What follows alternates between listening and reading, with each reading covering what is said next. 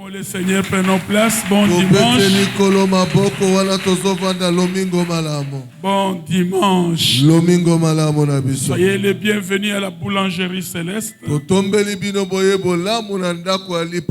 sommes au 10e mois. Les derniers virages. Les hommes sérieux des entreprises sérieuses font des bilans. Comment ils ont marché pendant cette année qui se termine. Et ils projettent l'année qui vient. L'année 2020. Par la grâce de Dieu, nous avons déjà un thème pour l'année prochaine. 2020, l'année de l'espoir et de l'évangile du royaume. Mais là n'est pas mon problème. Qu'est-ce que tu avais dit à la veillée du 31 décembre? Et qu'en est-il au jour d'aujourd'hui? Et comment vois-tu l'année qui vient? Qu'attends-tu de Dieu? Comment tu veux embrasser 2020? C'est ça un homme sérieux. Il s'auto-évalue.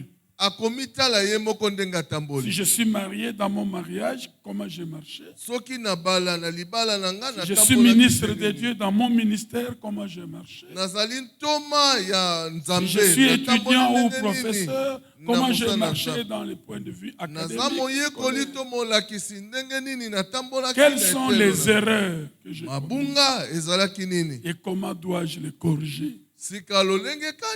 Quels sont les amis que je dois abandonner pour atteindre tel objectif? C'est ça un homme sérieux.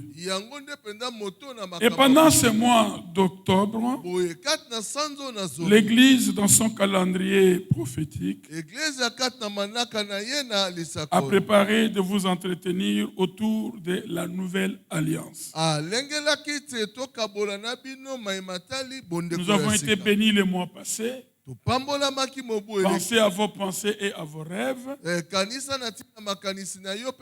nous croyons que désormais nos rêves et nos pensées seront les pensées, les rêves en Christ Jésus.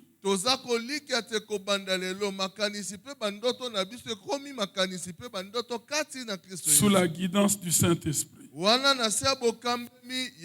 Donc ce matin, nous commençons un thème nouveau.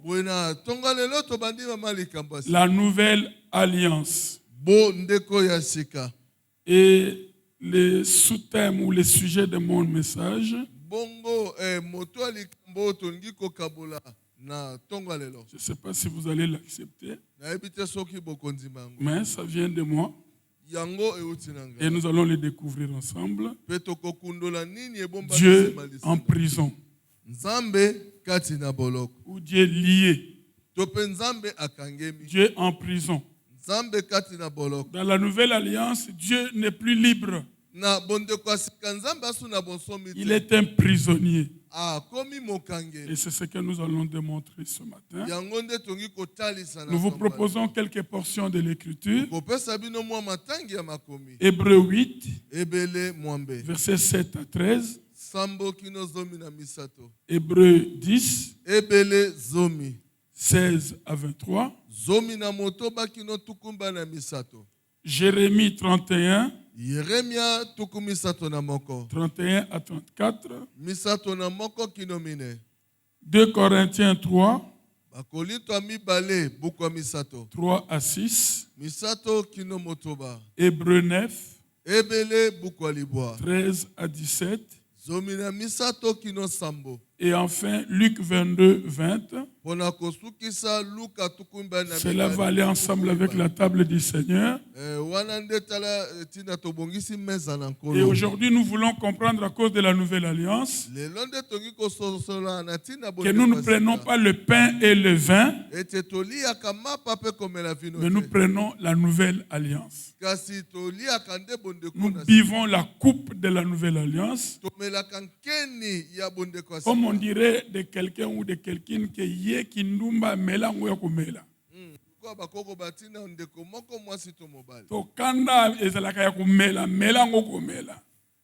Or nous allons boire la coupe et dans ce vin et ce pain, c'est la nouvelle alliance que nous buvons. Voilà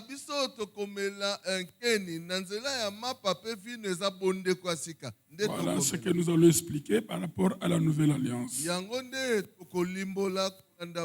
Après 2 Corinthiens 3, 3 à 6, Hébreux 9, 13 à 10, nous avons dit Luc 22, 20. Et le sujet, Dieu en prison. Et mon message est réparti en 4 sous-paragraphes. En dehors de l'introduction, nous avons comme premier point la signification de l'alliance. Ce n'est pas la définition de l'alliance.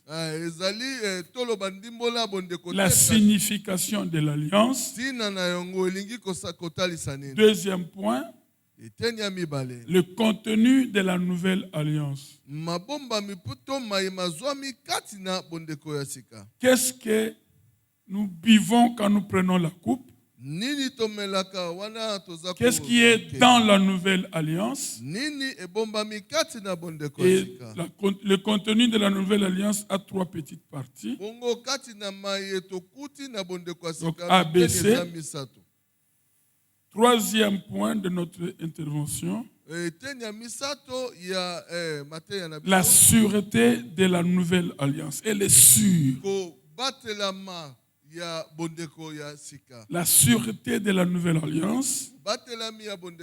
Et pourquoi elle est sûre? Elle est incassable, irrévocable. Là, il y a 2 petits points. Dans le point sûreté de la nouvelle alliance, il y a 2 petits points. A, la nécessité du sang. Et B, la relation entre le sang et l'alliance. Et si Dieu nous aide, nous allons comprendre pourquoi même nos ancêtres, toute alliance est recevable et fondée sur le sang.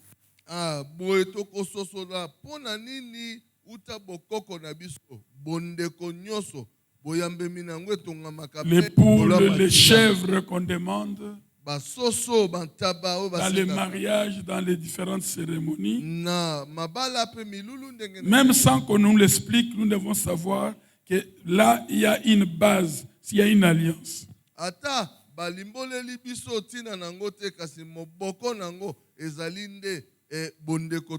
le 4e point, la nouvelle alliance et le testament. Parce que la Bible que tu as en main, on parle du Nouveau Testament ou de l'Ancien Testament. Ou de l'Ancienne Alliance et la Nouvelle Alliance. Donc la Nouvelle Alliance et le Testament. Et là, nous avons 4 petits points. A, cette nouvelle alliance est à la fois une alliance et un testament. B,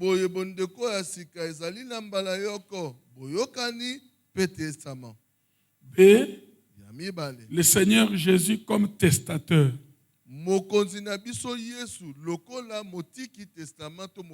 C, le Seigneur Jésus comme exécuteur testamentaire.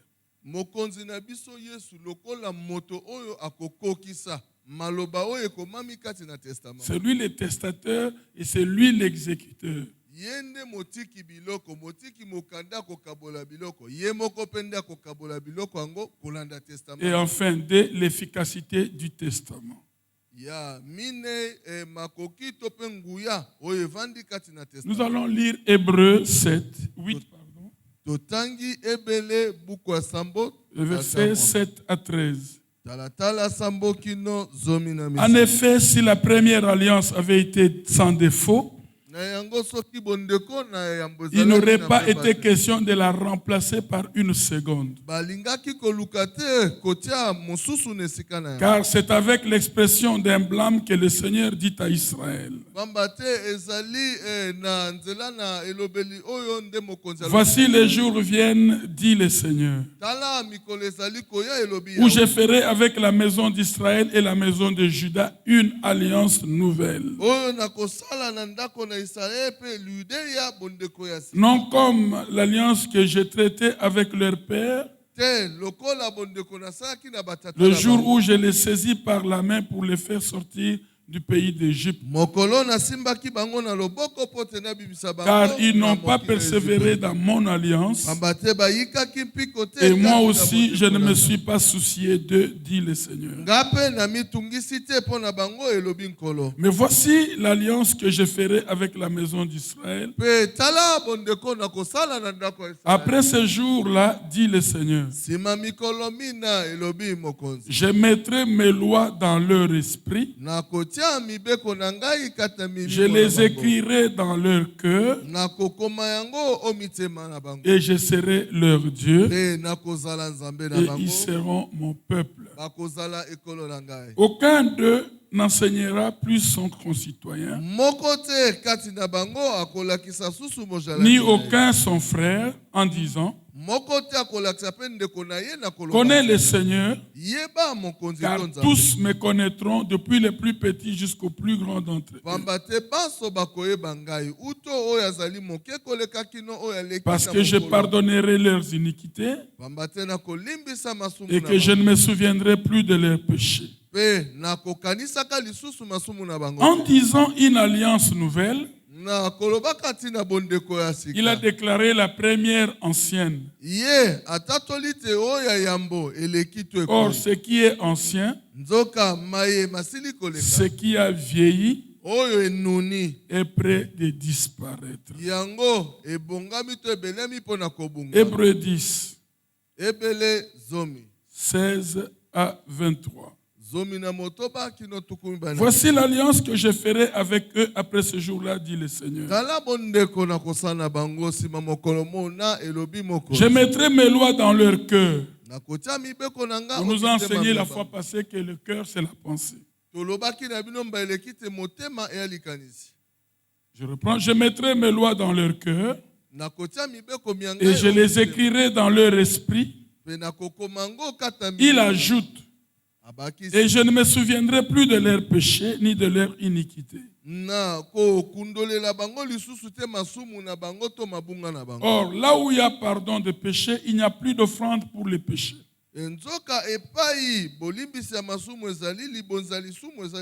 Ainsi donc, frères, puisque nous avons au moyen du sang de Jésus une libre entrée dans le sanctuaire, par la route nouvelle et vivante qu'il a inaugurée pour nous au travers du voile, c'est-à-dire de sa chair.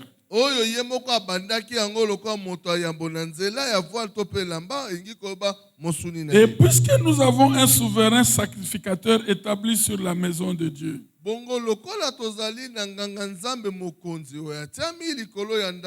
approchons-nous avec un cœur sincère, dans la plénitude de la foi, le cœur purifié d'une mauvaise conscience et le corps lavé d'une eau pure. Retenons fermement la profession de notre espérance, car celui qui a fait la promesse est fidèle. Jérémie 31, versets 31 à 34. Voici les jours viennent, dit l'Éternel, où je ferai avec la maison d'Israël et la maison de Juda une alliance nouvelle.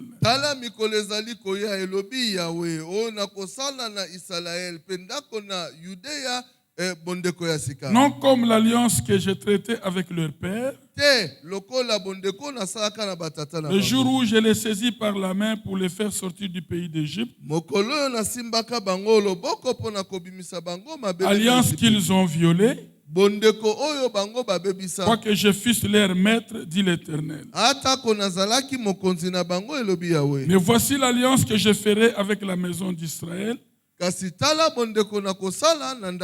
ce jour-là, dit l'Éternel, je mettrai ma loi au-dedans d'eux. Je l'écrirai dans leur cœur. Et je serai leur Dieu. Et ils seront mon peuple. Celui-ci n'enseignera plus son prochain, ni celui-là son frère, en disant: connaissez l'Éternel, car tous me connaîtront, depuis les plus petits jusqu'aux plus grands, dit l'Éternel. Car je pardonnerai leur iniquité et je ne me souviendrai plus de leurs péchés. 2 Corinthiens 3, versets 3 à 6. Vous êtes manifestement une lettre de Christ écrite par notre ministère,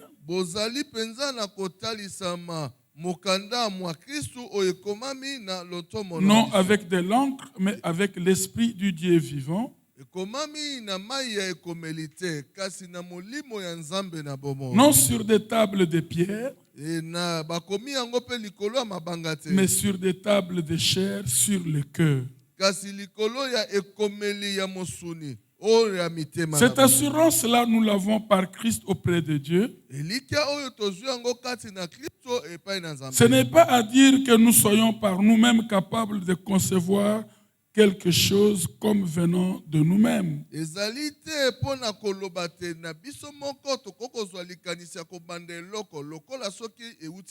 Notre capacité, au contraire, vient de Dieu. Il nous a aussi rendus capables d'être ministres d'une nouvelle alliance,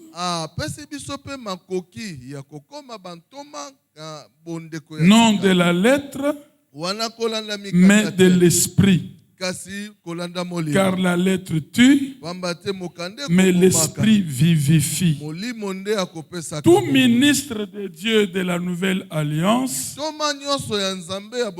est un ministre de l'esprit. Toute église de Dieu de la nouvelle alliance est une église de l'esprit et non une église de la lettre. Alléluia. Amen. Alors comprenons notre place dans le corps de Christ de la nouvelle alliance. Hébreux 9.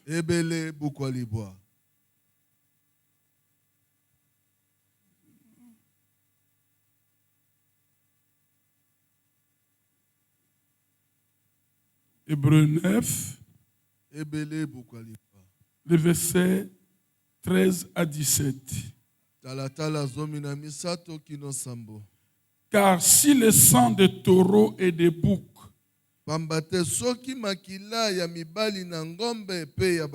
et la cendre d'une vache répandue sur ceux qui sont souillés sanctifie et procure la pureté de la chair,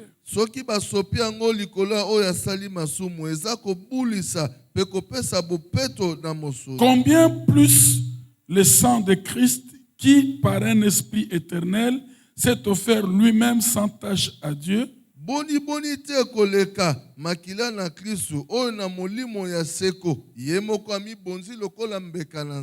purifiera-t-il votre conscience des œuvres mortes, afin que vous serviez les dieux vivants. Et c'est pour cela qu'il est le médiateur d'une nouvelle alliance,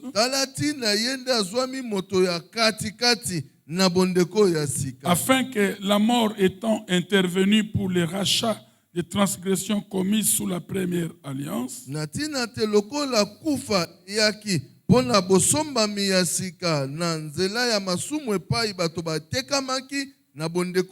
ceux qui ont été appelés reçoivent l'héritage éternel qui leur a été promis. Car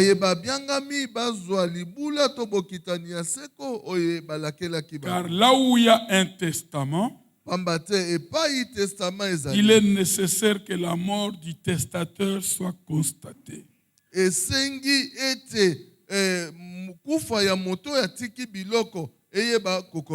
Un testament, en effet, n'est valable qu'en cas de mort, puisqu'il n'a aucune force tant que le testateur vit.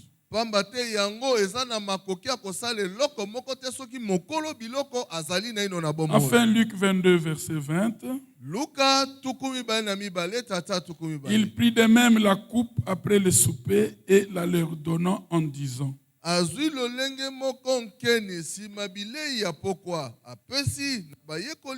cette coupe est la nouvelle alliance en mon sang qui est répandue pour vous.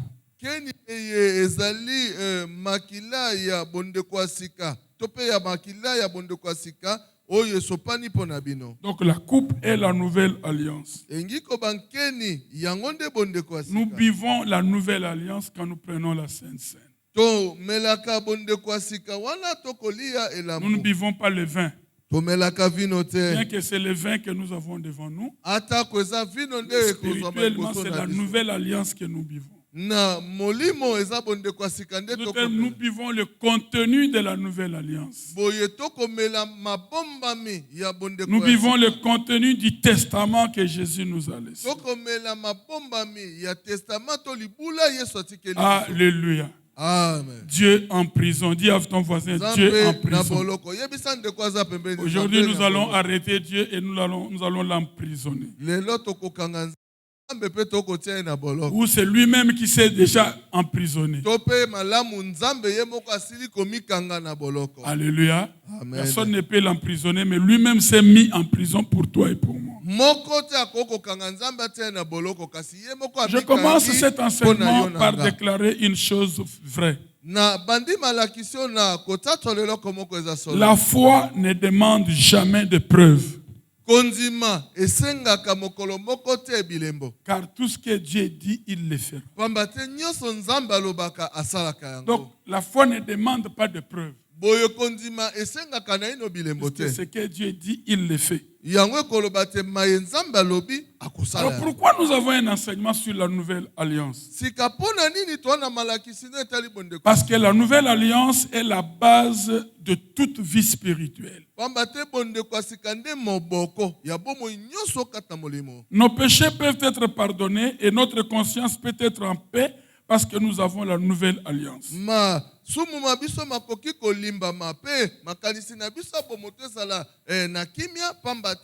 Je répète dans cette église, nos péchés peuvent être pardonnés et nous pouvons être en paix avec Dieu parce que nous avons la nouvelle alliance.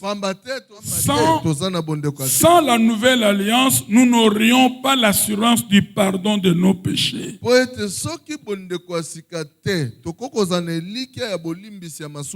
Il nous serait difficile d'obéir à Dieu et de faire sa volonté ou d'avoir quelque chose de plus profond qu'une communion, une connaissance extérieure.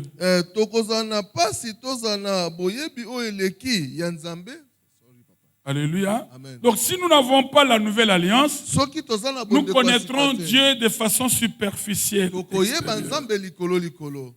Gloire à Dieu, nous avons la nouvelle alliance. Dis à ton voisin, nous avons la nouvelle alliance. Dis encore, gloire à Dieu, nous avons la nouvelle alliance. Et cette nouvelle alliance, ce n'est pas l'homme qui l'a établie, mais c'est Dieu qui l'a établie. Voilà pourquoi nous pouvons nous reposer sur la nouvelle alliance. Le dessein éternel de Dieu est manifesté à travers la nouvelle alliance. De ce fait, quiconque appartient au Seigneur, mais ne sait pas ce qu'est la nouvelle alliance, ne sera pas capable de faire l'expérience du dessein éternel de Dieu. Un chrétien qui ne connaît pas la nouvelle alliance, il ne connaîtra pas l'intention de Dieu pour sa vie. Il ne saura même pas comment prier, pourquoi il prie. La Bible dit que la grâce et la vérité sont venues à travers Jésus-Christ. Comme pour dire, ce n'est qu'à partir de Christ que l'âge de la nouvelle alliance où la grâce a commencé. Et c'est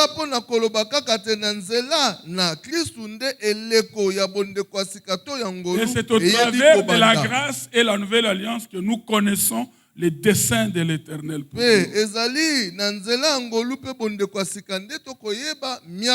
En d'autres termes, le dessein éternel de Dieu est révélé dans la nouvelle alliance.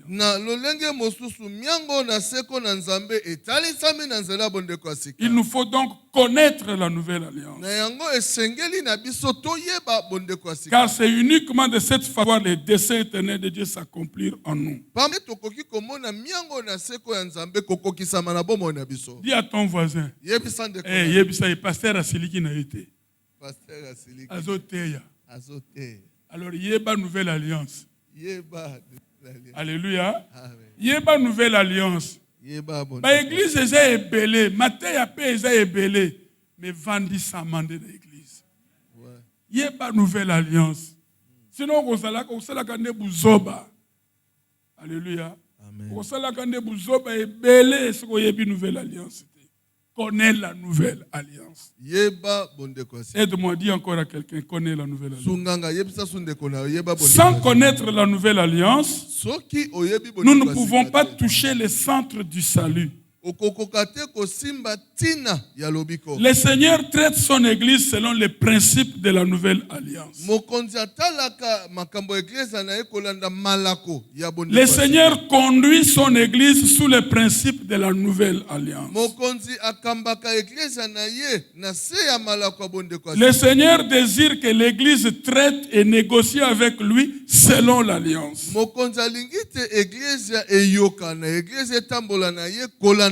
Et cela jusqu'au jour où il accomplira tout ce qu'il souhaite accomplir. Jésus a dit, car ceci est mon sang de l'alliance. Il a établi la nouvelle alliance par son sang. Pour que nous puissions avoir l'avant-goût des bénédictions de la nouvelle alliance.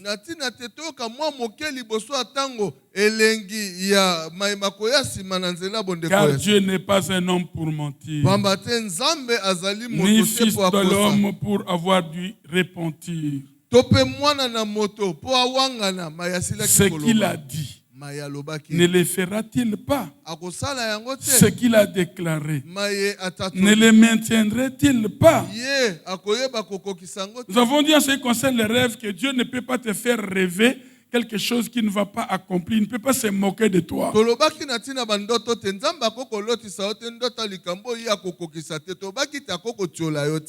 Et par rapport à la grâce de Dieu, la parole de Dieu se résume en trois choses. Les promesses de Dieu pour nous. 2. Les faits que Dieu a accomplis pour nous. Et 3. Les alliances que Dieu a conclues avec nous. Que lui-même mènera à bien. Donc toute la Bible est composée des promesses, des faits et des alliances.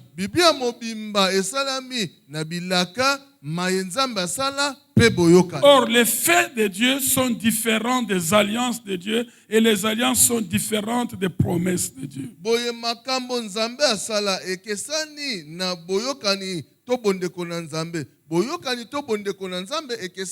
Mais dans une alliance, on trouve et les faits et les promesses. La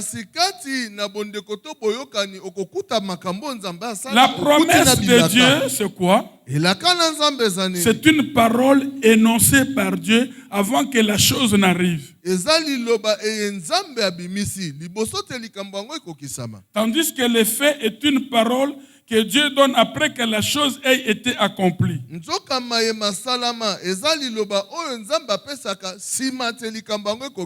pouvons dire la promesse c'est le futur, ce que Dieu veut faire demain, à la fin de l'année ou l'année prochaine. Mais le fait c'est le passé, c'est ce que Dieu avait déjà fait pour nous, pour que nous puissions jouir. Alors quand je trouve les faits bibliques, je n'ai pas besoin seulement de la foi. Je dois expérimenter ce que Dieu a fait déjà pour moi. Par ces meurtrissures, nous avons été guéris. C'est un fait. Je crois, mais je dois vivre la guérison. Mais la promesse n'est pas encore là. Dieu me promet. Là, je mets la foi à la fidélité de Dieu qui ne peut pas me mentir. Mais il y a beaucoup de promesses de Dieu qui sont accompagnées de conditions. Or, beaucoup de chrétiens sautent les conditions. Et ils attendent la réalisation de la promesse. Non. Dieu a fait précéder la promesse d'une condition. Il attend que tu obéisses à la condition.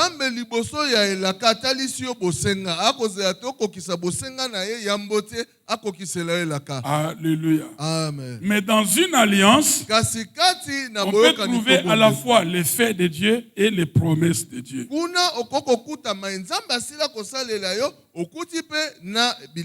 Et une alliance est un contrat. Alors quand nous lisons la parole, ou quand nous écoutons la prédication, il nous appartient de faire la différence entre les faits de Dieu et la promesse de Dieu.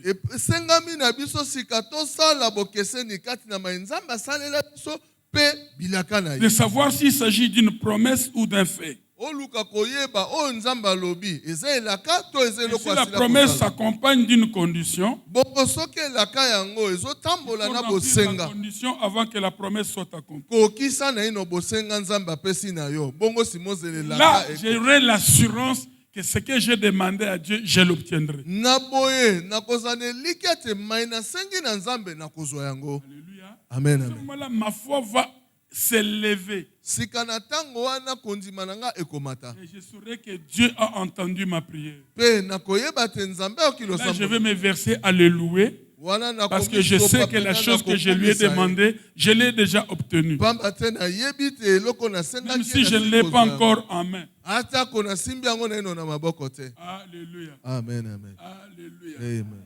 Voilà pourquoi nous devons exercer notre foi. Quand Dieu a parlé, croyons qu'il en sera ainsi.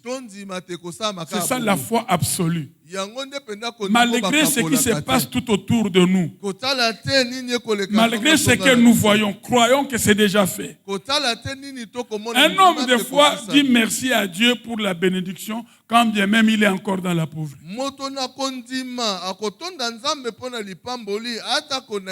Il dit merci à Dieu pour la guérison quand il a encore même des douleurs. Mais il sait qu'il est déjà guéri, malgré les douleurs.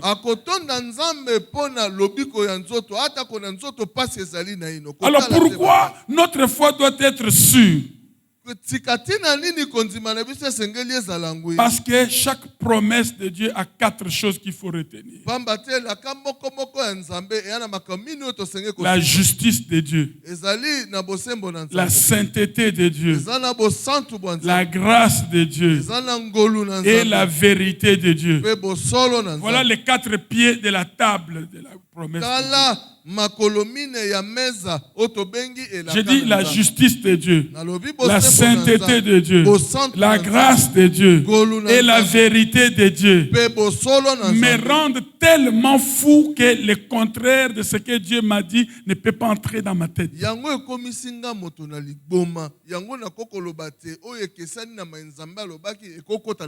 Pourquoi? Parce que la justice de Dieu ne lui permettra aucune infidélité. Jamais Dieu ne serait infidèle un jour. Pourquoi?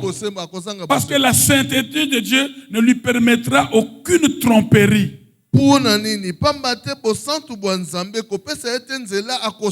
Et la grâce de Dieu ne lui permettra aucun oubli. Et la vérité de Dieu ne lui permettra aucun changement. Même si la promesse de Dieu tarde à s'accomplir, elle ne vient jamais trop tard. Mes amis, le temps de Dieu est le meilleur. Alléluia. C'est nous qui sommes pressés. Si Joseph était pressé d'aller à la primature avant la prison, il ne connaîtrait pas que le roi qu'il est en train de vouloir servir est un assassin. Nous sommes pressés pour rien. Dieu est éternel, il n'est pas pressé. Si tu t'es marié avant 2019, peut-être que tu serais mort de sida. Tu pleures puisque ce jeune homme est parti. Mais tu es en train de pleurer un sidatique qui allait te faire mourir. Mais Dieu le connaît. Je veux dire à quelqu'un, Dieu nous connaît des milliards d'années avant même que nous soyons nés. Il n'y a rien de hasard pour Dieu. Si tu roules avec Dieu, même à l'âge très avancé, Isaac peut venir. Samuel peut venir. Dieu n'est pas un Dieu de retard. Et il n'est pas un Dieu aussi d'avance. Il est Dieu de temps. Est-ce qu'on peut acclamer le Seigneur? Alors, nous voulons parler ce mois de l'alliance. Dieu a établi une alliance avec l'homme. Ça signifie que Dieu s'est abaissé à être lié, à être limité dans une alliance. Quand Dieu accepte de signer une alliance avec l'homme, il se fait prisonnier lui-même. Regardez comment Abraham a eu Dieu. Puisque Dieu lui a dit, nous sommes amis. Ferai-je quelque chose et le cacherai-je à Abraham? Dieu voulait aller incendier Sodome et Gomorrhe. Mais comme Abraham savait que son neveu était là, et que Dieu est fidèle à l'alliance, que Dieu est dans sa prison, il dit, s'il y a 50, vas-tu tuer? Dieu dit non, je suis juste, je ne peux pas tuer. Je suis saint, je ne peux pas tuer. Je suis intègre, je ne peux pas mentir. Même dans un des psaumes, il dit, mentirai-je à David? Je veux dire ce dimanche à un homme, à une femme dans cette salle, qu'il est impossible que Dieu mente. Je répète, il est impossible que Dieu mente. Et si tu as une petite parole de Dieu, crois à cette parole. J'ai dit crois à cette parole. Il est impossible que Dieu mente. Donc c'est impossible. Même si on te montre que ça c'est Dieu qui a dit, et que toi-même tu es convaincu que c'est un mensonge, comme ça vient de Dieu, ce n'est pas un mensonge.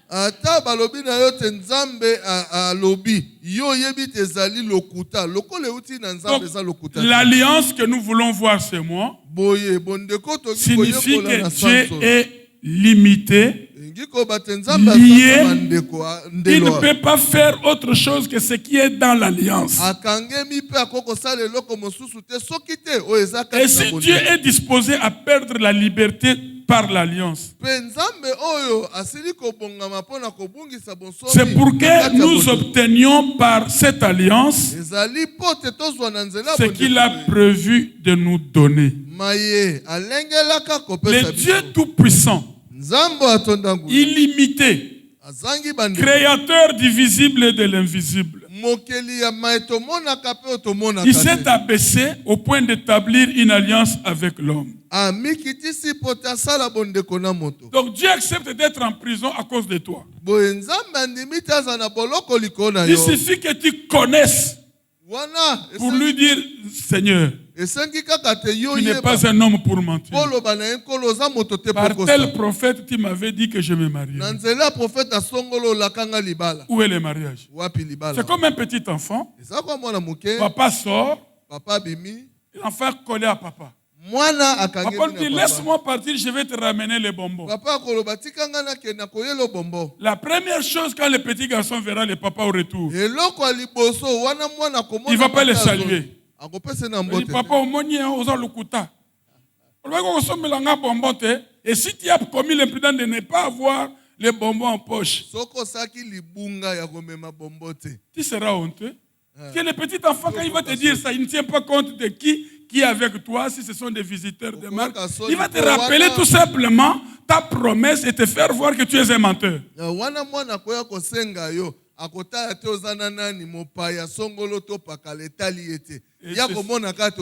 C'est ce que Dieu évite devant les anges, devant la nature, devant les circonstances. Dieu évite que tu les prennes au mot sans qu'il soit capable de te prouver qu'il n'a jamais menti.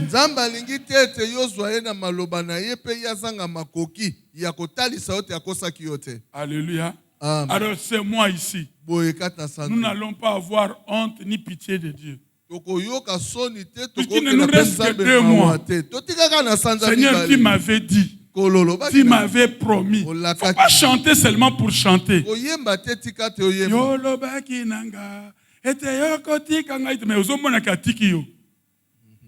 Rappelez. Alléluia. Rappelez à Dieu sa propre parole. Tu as dit dans ta parole. Dieu est le Dieu de la parole.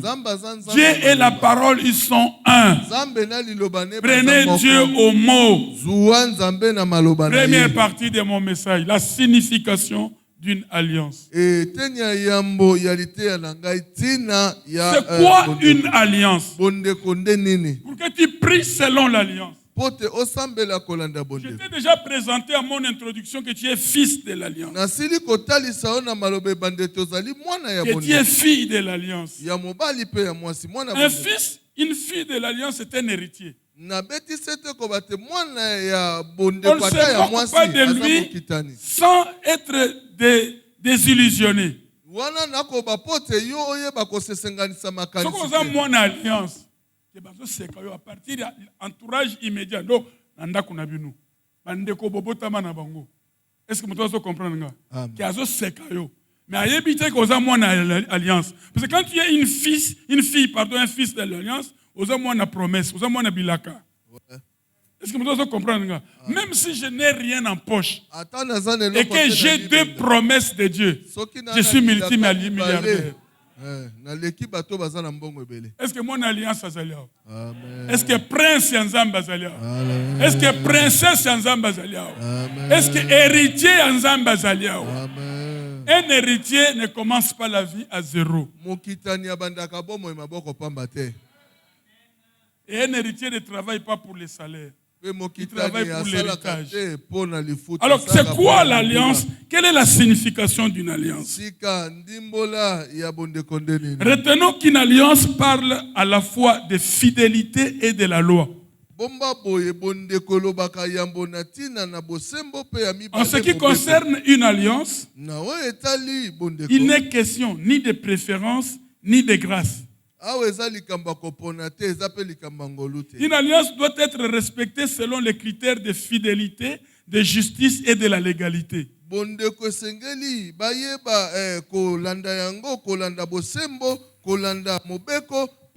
ce qui concerne l'alliance, ne viens pas me dire oh, c'est la grâce. Ne viens pas me dire oh, Dieu choisit qui il veut quand il veut. Dans l'alliance, c'est la loi, c'est la justice, c'est la légalité. Si tu as tort, tu as tort. Dans l'alliance, moi naïa azalakate. Est-ce que tu me comprends?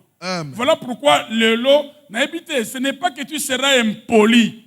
Mais dans le sens que parce que Dieu est en train de te montrer qu'à cause de toi, je suis prisonnier. Alors, montre-moi que tu connais tes droits pour que je sois à l'aise dans la prison. J'ai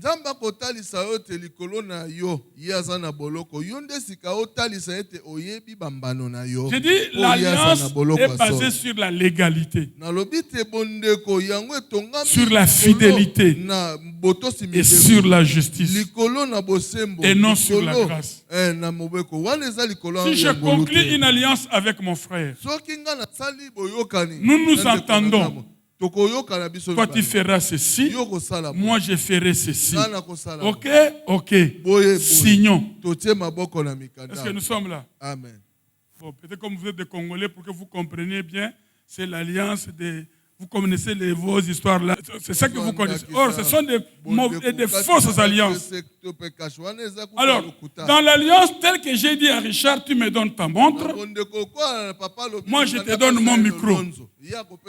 Mais si Richard me donne la montre et que je ne lui donne pas le micro, sur base de la moralité, je suis un homme malhonnête. Je suis injuste. Je ne suis plus crédible. Or, c'est ce que Dieu veut. Que dans l'alliance qu'il établit avec nous, il s'abaisse pour que nous puissions voir que Dieu est toujours loyal, légal, vrai, juste et intègre. Il ne peut pas chuter moralement pour avoir menti. Voilà pourquoi cela signifie l'alliance. Donc notre niveau de moralité chute immédiatement quand on n'est plus intègre dans l'alliance. Et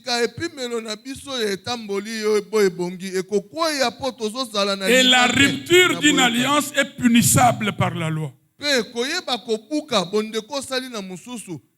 que Richard peut m'amener en justice. Voilà, nous avons convenu que je lui donne ma montre et lui me donne le micro. Je lui ai donné ma montre. Voici les preuves. Mais il ne m'a pas donné le micro. Voici la preuve, le micro est toujours avec lui. Et c'est punissable.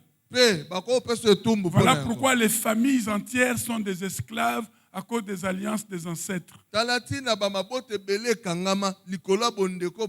que quelqu'un est là avec moi? Tu es là peut-être victime, tu souffres puisque ton père avait pris quelque chose, mais en retour, dans cette alliance, il n'a pas respecté les clauses de l'alliance.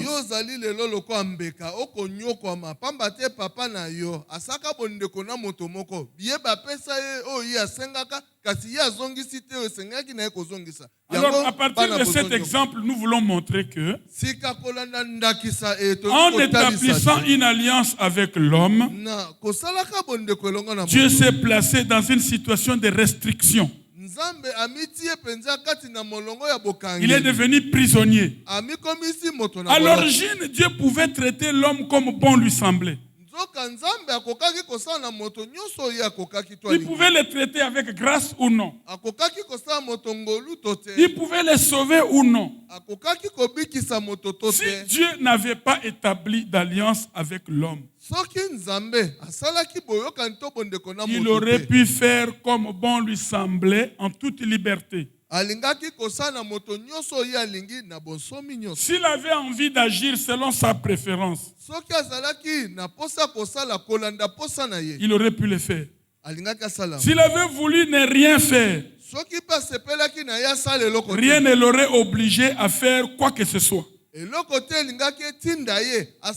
Mais une fois l'alliance établie entre Dieu et l'homme, Dieu est lié par l'alliance. Il est obligé de faire ce qui a été clairement écrit. Dieu en prison. Sans alliance, Dieu peut ne pas te donner la bénédiction que tu attends. Il est libre. Tu demandes, tu cries, Dieu refuse. Mais puisqu'il y a l'alliance et qu'il ne peut pas être injuste, il ne peut pas être moralement bas, il est obligé de te donner. Est-ce que quelqu'un est là avec moi? Dis avec moi, Dieu est obligé aujourd'hui de me sortir de cette situation. Puisque c'est dans l'alliance que je vais lui parler aujourd'hui. Est-ce que quelqu'un peut acclamer le Seigneur?